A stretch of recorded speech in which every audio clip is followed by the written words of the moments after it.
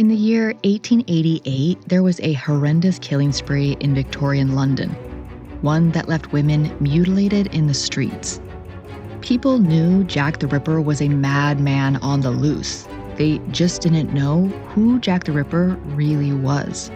So, who could this monster really be, and why did he disappear as mysteriously as he arrived? This is True Crime of the Historical Kind. You're listening to Part 1 of Jack the Ripper, Desperation and Darkness. This terrifying story is set in the East End parish of Whitechapel, London. Picture yourself in a crowded, soot-filled labyrinth of streets in the shadow of the Industrial Revolution. You might hear the sound of horse-drawn carriages clopping along twisting cobblestone lanes as the air hangs heavy with unbearable smells, and the sound of persistent coughing. You'd see pale, thin children, some dressed half in rags, scurrying between the crowd, working as street sellers, errand runners, or pickpockets. You might pass a weary factory worker, face smudged with soot and eyes half closed from the night shift. A woman clutching a shawl tight around her shoulders, selling matches or flowers in the cold. Or a man sleeping off gin in the gutter. The city was alive, but not all its people were fully living. That was during the day. At night, it would be difficult to see who may or may not be watching you. Many side streets and alleys were shrouded in darkness, either unlit or so poorly lit that it may as well have been pitch black. Perfect protection for someone with dark intentions. At odd hours, people would be going to and from hard labor jobs, or others would line the streets with nowhere else to sleep. But what everyone had in common was survival. This wasn't just a poor neighborhood, it was a breeding ground of desperation. This was life in Whitechapel, London during the Victorian era. As a way to cope, many used alcohol, though it only became a curse. For the working class, drinking was an attempt to numb the pain of their circumstances. Yet, a drinking habit could sadly be the difference in keeping you in relative safety to living on the streets. Gin palaces dotted the East End as brightly lit buildings that were deceptively welcoming. They offered only a fleeting escape, but this only deepened the cycle of poverty and despair. Alcoholism wasn't just common, it was almost expected. Once it consumed you, there was little to no hope for a person to ever escape the snare, especially for women. Within this sea of poverty, women faced particular hardships. Without equal rights, a woman's life was nearly completely dependent on her father, then her husband. A husband could throw his wife out on grounds of adultery, yet it was expected men would employ a prostitute or have other relationships. But for a woman, that was unforgivable. Her purity in this dirty place was her value. The 1857 Matrimonial Causes Act allowed for divorce, but only if a woman could prove aggravated cruelty or adultery, and even then, access was costly and rare. This was a time when women could be placed in an asylum against their will, where so-called mental treatment was more like a house of horrors. Diagnoses like hysteria or moral insanity were often enough to justify confinement, sometimes for life. Avoiding marriage and family came with its own problems. Single women were seen as strange spinsters who failed to achieve the highest form of success, which was being a virtuous wife and mother. A woman on her own, simply existing in a place like Whitechapel, would be danger enough. The public sphere was seen as a corrupting and immoral place that women didn't belong in. Yet, women were thrust into the impossible situation of being responsible for staying out of the public spaces, but also usually had very little control since they were so dependent on the men in their lives. Regardless of how a woman found herself in difficult circumstances, they faced unforgiving consequences that usually left women destitute and homeless. Left to wander through the city hoping to find a bed for the night. This was the life of a tramp. Tramping was a sort of lifestyle where the homeless would travel around looking for work or charity. This may or may not include prostitution as part of the fight to survive, but it wasn't always the case. Yet, in the eyes of society and law enforcement, tramping and being a prostitute were one and the same thing. In an attempt to stay off the streets, people would stay in lodging houses, often referred to as doss houses, but they were overcrowded and filthy. These establishments were for people without consistent work or who might otherwise be on the streets. Privacy was a novelty, as an entire family might be sharing a single lice littered bed with multiple families to one room. Some of the cheapest lodging houses offered what was called a hangover rope, 2 pence for a literal rope stretched across the room where people would lean forward and sleep slumped over it. Imagine how terribly you would sleep if you could sleep at all. It's thought this is where the modern term hangover comes from, waking up feeling awful after a night of drinking, much like hanging over a rope to sleep. For an actual bed, the going rate was about 4 pence, which just so happens to be the same rate for basic sex work. An uncomfortable overlap that cemented assumptions about women's bodies as transactional. So, if a woman was looking to secure her 4 pence for a bed for the night, she could easily be connected to prostitution, whether she was or wasn't. And not even just from the amount, but from her having and using money in of itself was a sign of impropriety. And to be clear, the women who did engage in prostitution were typically women who, under any other circumstances, would not be participating in this. They just literally had no other option and could make 3 or 4 times more in a night of prostitution versus an entire week or more in a workhouse. So let's talk about workhouses. The conditions here were the absolute last resort. Those who couldn't afford even a night's lodging often ended up in the workhouse system. These were grim institutions where food and shelter came at the cost of personal dignity and grueling labor. Bringing your family to a workhouse meant you had no other options. Children would be separated from their parents and put to work. People were essentially treated like prisoners with low wages that might only cover your lodging and meager rations, all with nearly unbearable living and working conditions. Then you had to deal with workhouse overseers who were known for their cruelty and ruled with an iron fist. They bullied the workers and took liberties wherever they wanted. They especially preyed on the helplessness of women and children. And sadly, these working conditions were atrocious on purpose. The Poor Law Amendment of 1834 established workhouses for the poor as a deterrent. They weren't meant to help the poor, but to make them as unbearable as possible as a way to force people to do everything else in their power first, to avoid ever having to go there. And in theory, that might kind of make sense. This act was meant to replace an old Elizabethan system, so at least the part of wanting people to do everything else first. But with the lack of economic opportunity, in reality, there was nothing else. With overcrowding, low wages, and immigration, there was nowhere for people to just move on to and find work. So really, all it did was trap the poor in these torturous conditions while blaming them for their position there, and setting up the next generation for the same fate.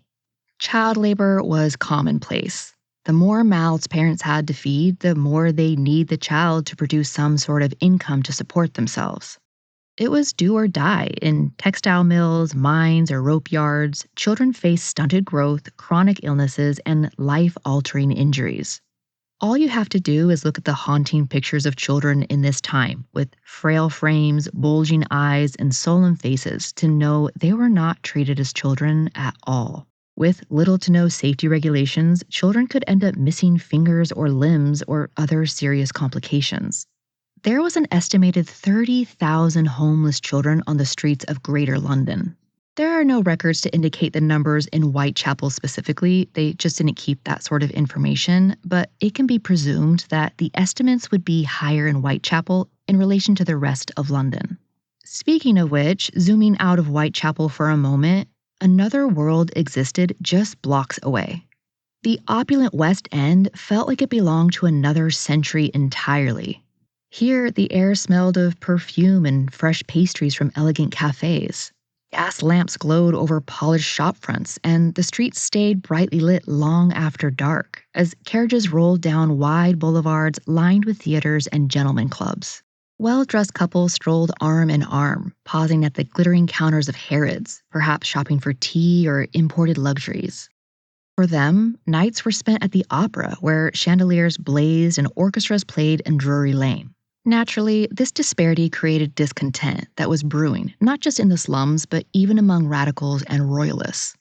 Queen Victoria, who gives her name to this age, had survived 8 assassination attempts during her reign. Victorian Britain sat atop a booming empire, but like we've seen, the wealth it generated still left places like Whitechapel in the dark corners of neglect.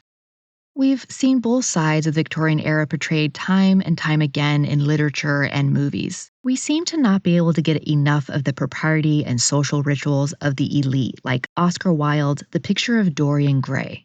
While the other side is reflected in the work of Charles Dickens, who himself was sent to work in a factory at 12 and experienced his father being imprisoned in the Marshalsea, a famous debtor's prison. His novels give a window into so many of these social and moral issues of the time, like social turmoil, industrial impact, inequalities, the unfair expectations placed on women, and the consistent themes of greed, charity, legal issues, and child suffering. Oliver Twist would just be one, and there are so many more. I'll just have to link my Goodreads in the show notes. And I can't not mention all the PBS Masterpiece Theater classics, so I'll link those as well. But more important to today's story is what people were reading in real time, the popular fiction that set the tone for the era. Stories like Sherlock Holmes by Arthur Conan Doyle and Sweeney Todd, the demon barber of Fleet Street. The tale of Sweeney Todd first appeared in The String of Pearls in 1846 and evolved through stage plays and what were called penny dreadfuls, which were cheap, sensationalized serials sold for a penny, and they were filled with murder, mystery, and the macabre. They were the pulp thrillers of Victorian England, lurid, addictive, and perfectly tuned to a society obsessed with crime, much like today. There can be a misconception that Sweeney Todd was inspired by Jack the Ripper, but it was actually the other way around, as it came much earlier. But the Victorian era in general was fascinated by death and really had no choice but to figure out how to be comfortable with it.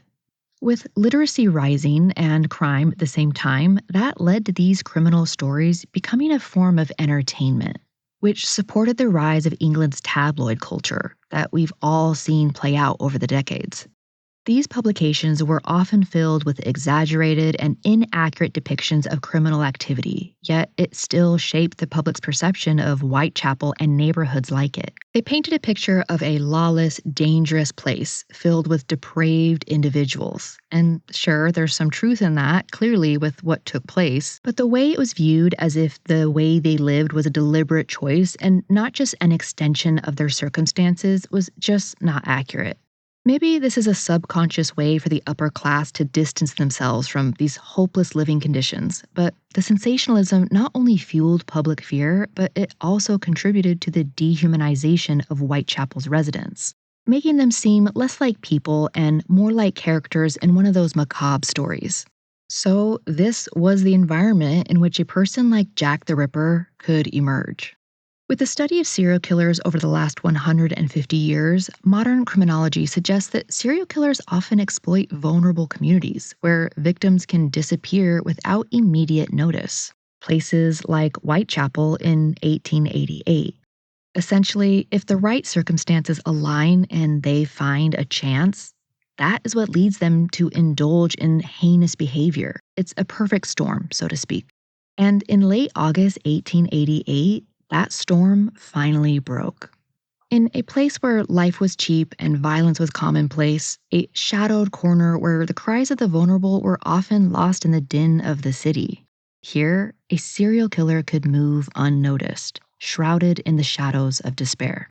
There were 11 murders between 1888 and 1891 that are categorized as the Whitechapel murders, though only 5 are widely attributed to Jack the Ripper. The first victim was 43-year-old Mary Ann Nichols. She, like many others during this time, lived a life of hardship. She had been married and had several children. But her marriage had collapsed, and she was separated from her husband. It's likely alcohol could have been her downfall, but as a woman on her own, she was at the mercy of whatever dark creatures roamed the streets. Enveloped in poverty, Mary Ann struggled in years of tramping. Her life was a precarious balance for existence. She had to rely on finding a man to partner with or find charitable housing. While she was assumed to have been involved in occasional prostitution, there's actually no concrete evidence of that. On a night like any other, Mary Ann was searching for a place to sleep. She was last seen in various locations in Whitechapel that night and had reportedly been turned away from a lodging house because she couldn't pay for a bed. The last time she was seen was on Bucks Row at around 3:40 a.m. Just minutes later, her body was found laying in the streets of Buck Row by a carter named Charles Cross. Her skirts were up as if in the middle of an act of prostitution. A second man on the scene, Paul, found Charles Cross standing over the body, and they set out for police. When he returned, another police officer was already there. Now they were able to see a pool of blood had formed around her, suggesting that this just happened. She was taken to a medical examiner where they were able to see that this was a mutilation. Her throat had been cut and her lower abdomen was slashed brutally. Her death was initially treated like some act of street violence. Murder wasn't something new in Whitechapel, but they'd soon find there was something much different about this killing. Mary Ann Nichols would later be known as the first victim of the Canonical Five. In the aftermath of Mary Ann's murder, the residents of Whitechapel recalled her final movements, and word began to spread of the heinous assault. People looked over their shoulders and hurried just that much quicker to find shelter. While people lived in fear of what might happen next, I don't think they were truly expecting such a similar repeat so soon after Mary Ann's murder. The killer, on the other hand, must have felt emboldened by not being caught and would soon strike again. Just a week after the death of Mary Ann Nichols, a woman named Annie Chapman was following her routine of finding a place to sleep for the night. Annie was also known as Dark Annie for her dark eyes and hair.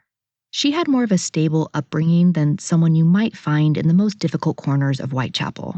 She had been educated and came from a working-class family, though tragedy plagued her life. As a child, 3 of her siblings succumbed to scarlet fever, followed by her mother. Then, her father slit his own throat, taking his life. Despite these devastations, she married John Chapman, a coachman who provided his family with a relatively comfortable life. They had children, however, after the death of her young son to the same fever that robbed her of most of her family, her life began to spiral downward. She found comfort in alcohol, which ultimately led to the collapse of her marriage. She found herself separated from her husband, struggling for survival. Despite her family's best efforts of pulling her out of her dark dependency on alcohol, she found herself ill, dying of consumption, and homeless. She was a known alcoholic. She had cut her family off and lived day by day on the cold, unforgiving streets. So on a cool, crisp night on September 7th, she had been seen around the streets of Whitechapel, staggering from one wall to the next in a drunken haze. She made her way past dark corners and shadowy figures, looking for a place to sleep, probably accepting that tonight would be a night under the stars. People were familiar with her struggling to find money for a bed. The last account of her being seen alive was around 5:30 a.m. on September 8th. Not long after, her body was found in the yard of 29 Hanbury Street. Her throat had been cut and her abdomen mutilated. The post-mortem report revealed that the uterus had been removed, suggesting surgical precision or ritual intent. This chilling discovery made policemen quickly realize that this was connected to the murder of Mary Ann Nichols. It was just too similar of a circumstance. The killer was already beginning to display a pattern. They believed the perpetrator moved quickly and quietly because he was completely undetected. There was an estimated average of 187 people living per square acre in Whitechapel at this time.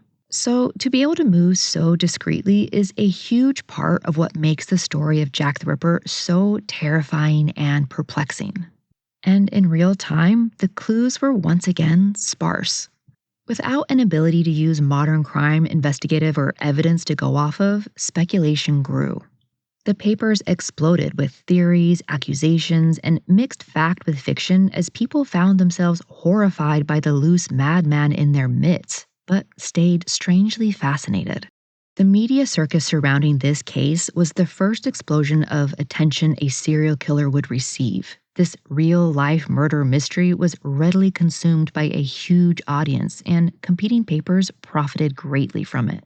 Paranoia ensued. People began to blame anyone and everyone that they were either suspicious of or had predetermined hostility towards. Rumors flooded the streets. Who would have some skill with a blade? Who would have this sort of anatomical knowledge? A doctor? A butcher? Surely this person had to be educated or trained. In the late 19th century, the average person would have little to no knowledge of any internal anatomy. Or was this some upper class elite using Whitechapel as a sick playground? Because of the severe social stratification, a really twisted practice of slumming was taking place. Slumming was when wealthy elites took a sort of gross field trip to the lower class areas like brothels and essentially exploited whoever they could for fun, dressed in disguises or masks in a twisted form of voyeurism. So, because this person got away undetected twice now and seemed to have knowledge or technique, people figured it had to be some sort of upper class person essentially hunting women for sport. Regardless of the theories, all they knew for sure was that there was someone out there, living and walking among them. It set fear to a higher level. There was already a pattern developing, and no one could comprehend why. The police were at a loss.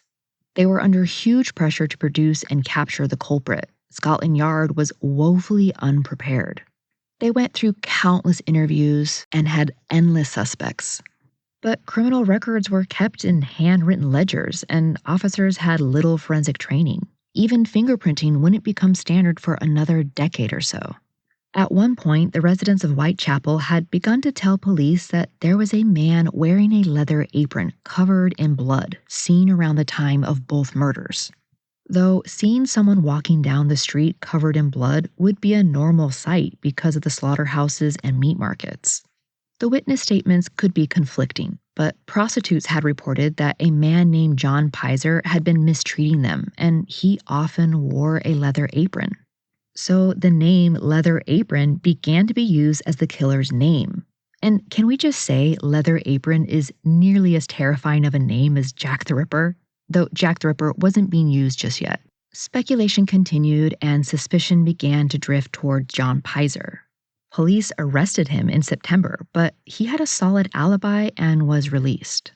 He was actually given an apology by one of the newspapers for naming him as Leather Apron, because he had to essentially hide in fear of being lynched by a mob of people wanting someone to pay for what had happened.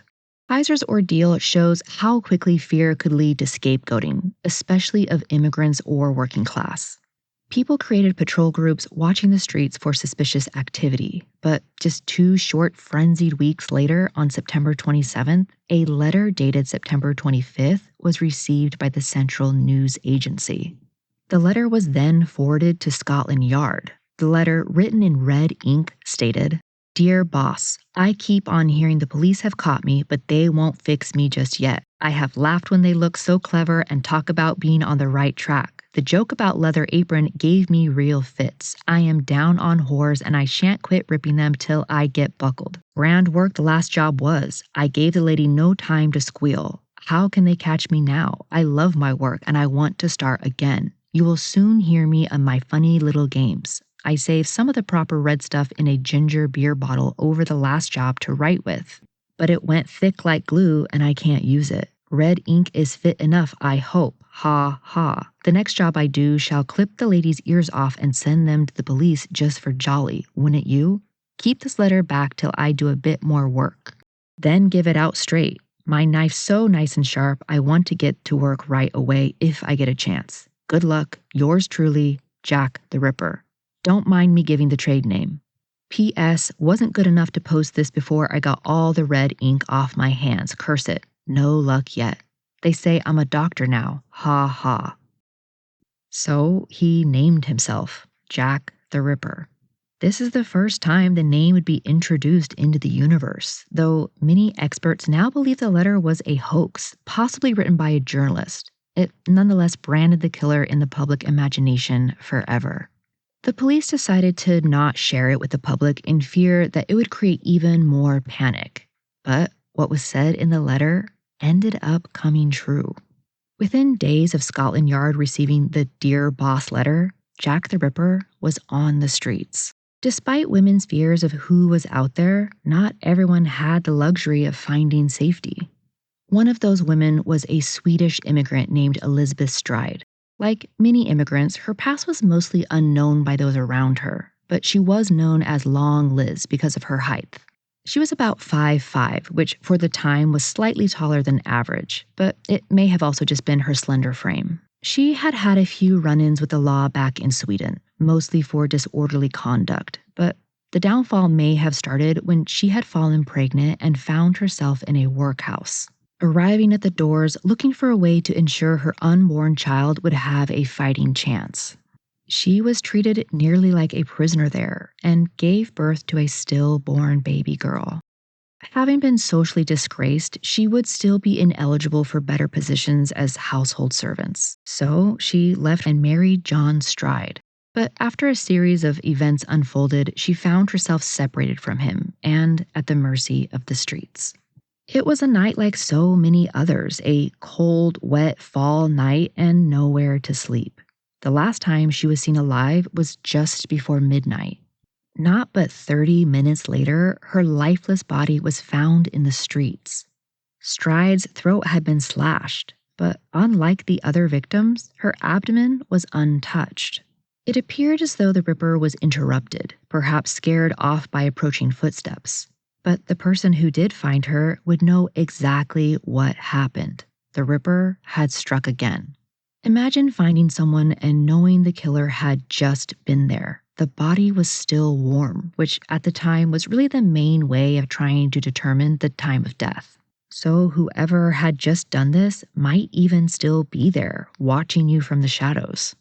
Once the police arrived, they found a familiar scene.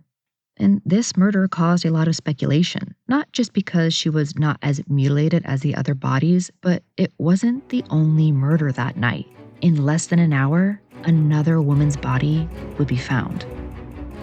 The press had a name, the police were dumbfounded, and the public had a monster among them. And worse, the Ripper was far from finished. This was true crime of the historical kind. Stay tuned to hear how the murders become more brazen and the search for who did it explodes. Mini hint, we've already mentioned more than one suspect. Check the show notes for the Goodreads link and more. Until next time, bye.